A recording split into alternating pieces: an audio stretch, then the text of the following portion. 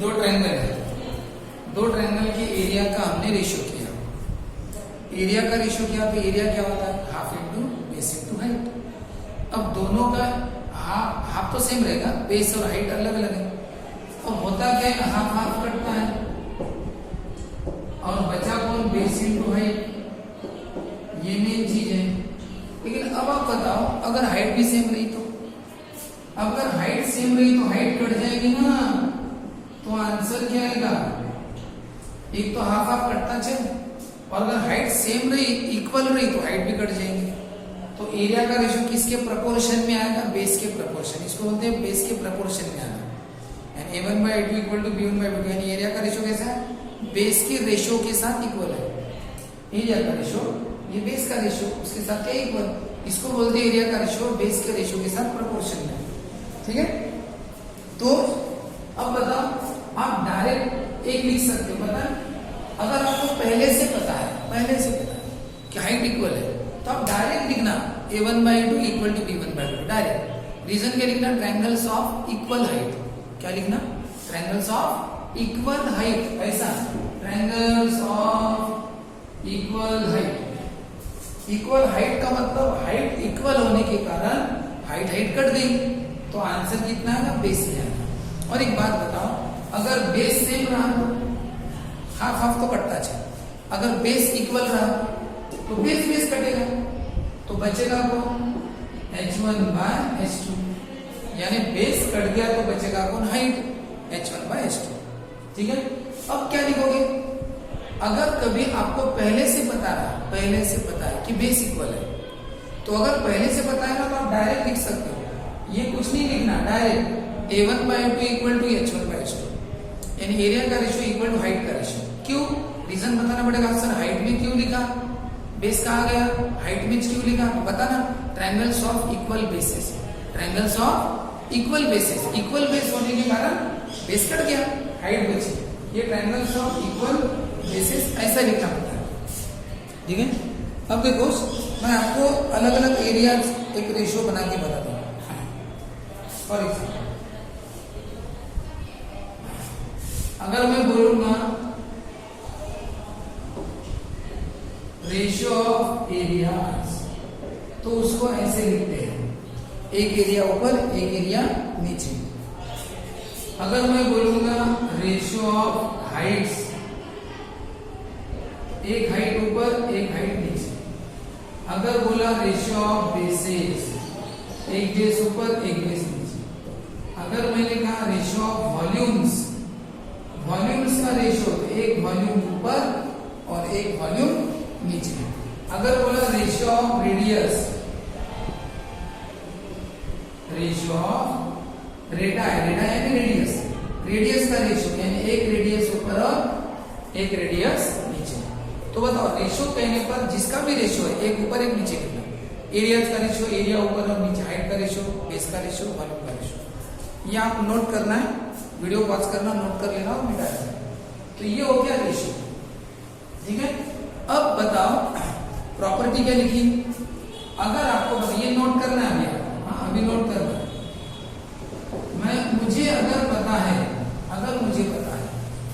कि height equal है, तो मैं क्या लिखूंगा, बता, हाइट इक्वल है तो मैं रेशियो ऑफ एरियाज लिखूंगा बेस के साथ, इक्वल टू b1/2। मैंने h1:2 क्यों नहीं लिखा, मैं रीजन लिखूंगा ratio of triangles of equal Heights. क्या लिखूंगा, triangles of equal height. Equal height थी इसलिए कट गई, सिर्फ आंसर बेस में आएगा। याद रखना, इक्वल हाइट वाले रहे ना ट्रायंगल, तो रेशियो बेस में लिखना। अगर मुझे पता है कि इनके बेस इक्वल है, सपोज दो ट्रायंगल है, जैसे कि ये वाले दो ट्रायंगल, इस ट्रायंगल का भी बेस कौन सा है, ये वाला BC, और इस ट्रायंगल का भी बेस कौन सा, BC है। ये मुझे दिख रहा है, इस ट्रायंगल का बेस BC, इसका भी बेस BC। तो अगर मुझे बेस इक्वल दिख रहा है, तो मैं एरिया का रेशियो क्या लिखूंगा, h1/h2। हाइट भी लिखूंगा, क्यों, बेस कहाँ गया, बेस कट गया, बेस b1 b2 कट जाएगा ना, इक्वल है तो रीजन लिखना पड़ेगा क्या, ट्रायंगल्स ऑफ इक्वल बेसिस। ठीक है, तो याद रखना अगर एरिया का रेशो हाइट इक्वल रही तो बेस में लिखना, बेस इक्वल रही तो हाइट में लिखना, और अगर दोनों इक्वल रहे तो मान के चलो कि अगर बेस भी इक्वल है और हाइट भी इक्वल है, बेस भी इक्वल है और हाइट भी इक्वल है, half into base into height, half into base into height, half half कटता चले। अब बताओ हाइट इक्वल रही कट जाती है तो बेस में आंसर आता है, बेस इक्वल रहा कट गया तो हाइट में आंसर आता है, बेस भी इक्वल है तो बेस भी कटेगा, हाइट भी इक्वल है तो हाइट भी कटेगी। तो बताओ क्या बचेगा, 1 बाय 1, हाफ हाफ कट गया, बेस बेस कट गया, हाइट हाइट सब कट गया। क्यों? क्योंकि बेस बेस भी इक्वल था, हाइट हाइट भी इक्वल थी, कट गया। तो आंसर कितना आएगा, 1 बाय 1। तो क्या लिखना, क्या लिखना, triangles of equal base and height, यानी ये ट्रायंगल्स कैसे, इक्वल बेस एंड हाइट। इसमें क्या होता है, अगर हम क्रॉस मल्टीप्लाई करो ना, a1 इंटू 1 a1 और a2 इंटू 1 दोनों के एरिया इक्वल हो जाते हैं। अरे क्यों नहीं इक्वल होंगे, बताओ एरिया बनता किससे, कोई भी एरिया बनता है half into base into height से।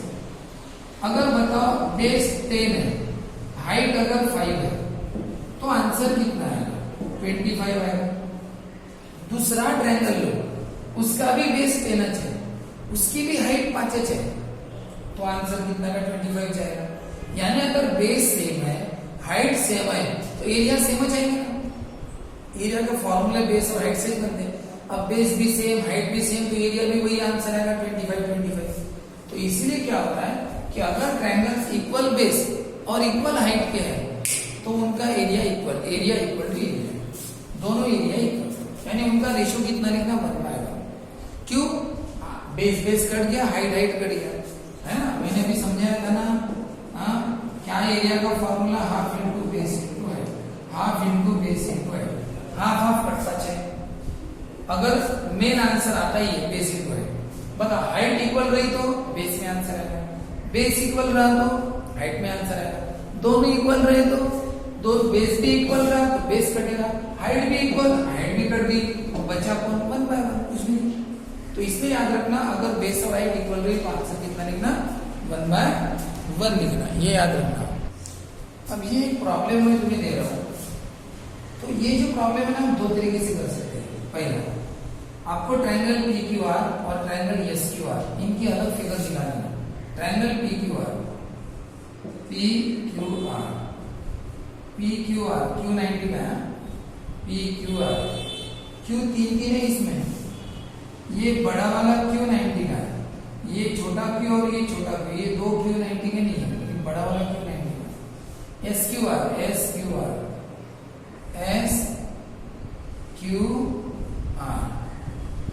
ये R भी 90 का।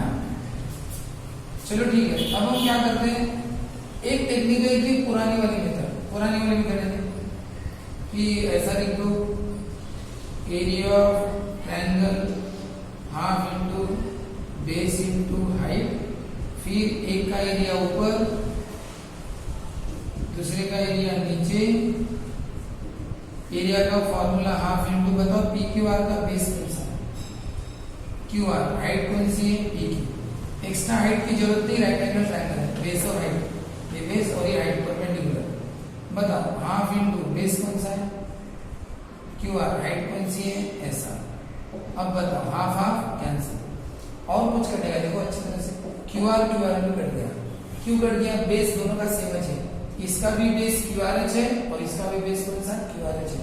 हाफ हाफ कट गया, QR कट गया। बताओ आंसर क्या है, area of triangle PQR upon area of triangle SQR कितना है, PQ बाय SR। ये आपका आंसर आया है, लेकिन इस आंसर को आप और लिख सकते हैं क्योंकि आपको वैल्यूज दी है। बस आप क्या वैल्यू दी है, PQ की 4, SR की वैल्यू 6, तो कितना आंसर है, 2 2 2 3 2 बाय 3। लेकिन आपको आंसर ये खड़े में नहीं पूछा है, आड़े में पूछा है, तो इसको लिटा दो, area of triangle PQR is to area of triangle SQR equal to 2:3, यानी एरिया का रेशियो कितना है, 2:3 है। ठीक है, एरिया का रेशियो कितना है, 2:3। बताओ, एक का एरिया ऊपर, दूसरे का एरिया नीचे।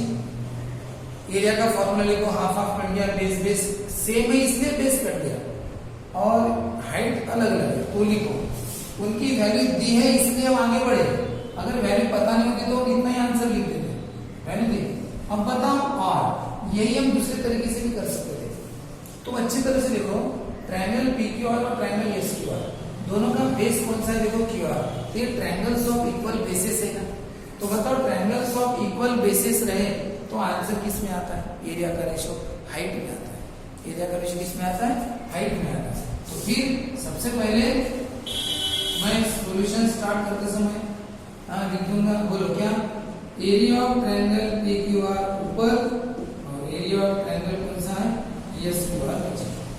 अब मैंने एरिया का रेशो बताया, डायरेक्ट लिखूंगा मैं किसमें, मुझे पता है बेस सेम है, बेस इक्वल है, तो मैं किसमें लिखूंगा, डायरेक्ट हाइट में। बताओ इसकी हाइट कौन सी है, इसकी हाइट है PQ, उसकी हाइट कौन सी है, SR। तो देखो मैंने डायरेक्ट लिखा, लेकिन मुझे रीजन लिखना पड़ेगा। जब आप डायरेक्ट लिखते हो आंसर, जैसे क्या इक्वल है, बेस इक्वल है, तो आपने आंसर हाइट में लिखा, आपने हाइट में आंसर लिखा ना, ये हाइट और ये हाइट। क्यों हाइट में क्यों आंसर लिखा, क्योंकि बेस इक्वल है, ट्रायंगल्स ऑफ इक्वल बेसिस। तो क्या लिखना, triangles of equal basis. Equal base होने के कारण एरिया का रेशियो आपने किसमें लिखा, हाइट में। A1/2 इक्वल टू H1/H2, ये हाइट है बराबर PQ के साथ। और अब इनकी वैल्यू पुट करो, 4/6 यानी कितना, 2/2। बताओ आंसर वही है ना, आंसर वही है, हाँ, लेकिन करने की मेथड थोड़ी सी बदली है। ये आड़े में लिख देना, ये बाद में ऐसा लिख देना।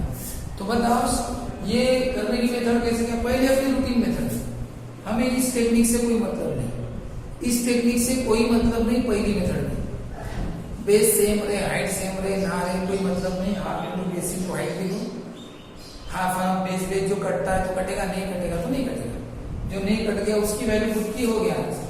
ये जनरल मेथड। ये थोड़ी एडवांस मेथड कौन सी, ये वाली, कि भी अगर आपको पता है कि बेस इक्वल है तो आप डायरेक्ट लिखो ना, बेस इक्वल है तो आंसर किसमें लिखो, हाइट में। इसकी हाइट PQ, उसकी हाइट कैसा, डायरेक्ट हाइट में आंसर लिखना, हाइट में दोनों हाइट लिखना। क्यों, बेस इक्वल है, triangles of equal basis. PQ 4, ये 6, वैल्यू मिला तो हो गया। तो कहने का मतलब इस तरीके से आता है।